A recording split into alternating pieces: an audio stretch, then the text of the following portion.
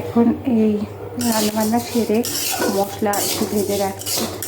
সকালবেলা রান্না তাড়া হতো না, এগুলো আর ভাজা হয় না, তাই এখন একটু জিরে ভাজবো। জিরে ভেজে হালকা করে ভেজে নিয়ে গুঁড়ো করে রেখে দেবো। আর এখানে গোটা ধনেও আছে, সেটাকেও ভেজে গুঁড়ো করে রাখবো।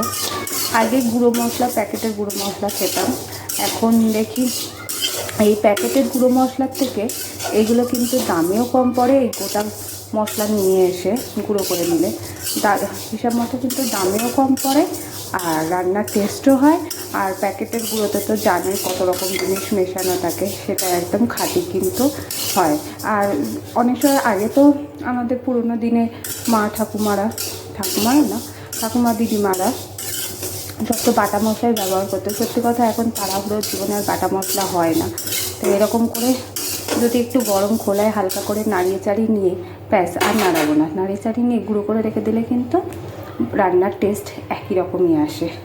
নিয়ে নিয়েছি, ঠান্ডা করে গুলিয়ে নেব। আর একইভাবে ধনেটাকেও ভেজে নেব হালকা করে।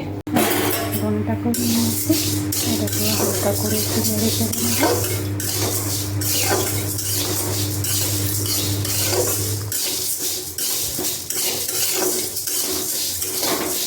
এইভাবে মশলা বেটে কারা রান্না করে খাও অবশ্যই কমেন্ট করে জানাও। নিয়ে এলাম, একদম দেখো সুন্দর জিরে গুঁড়ো হয়ে গেছে। এখানে ধনেটাও নিয়ে নিয়েছি, ধনেটাকেও গুঁড়ো করে নেব। আর গুঁড়োটা একটু অল্প অল্প করে দেবো যাতে ভালোভাবে গুঁড়ো হয়ে যায়। ধনেটা একদম গুঁড়ো করে নিলাম।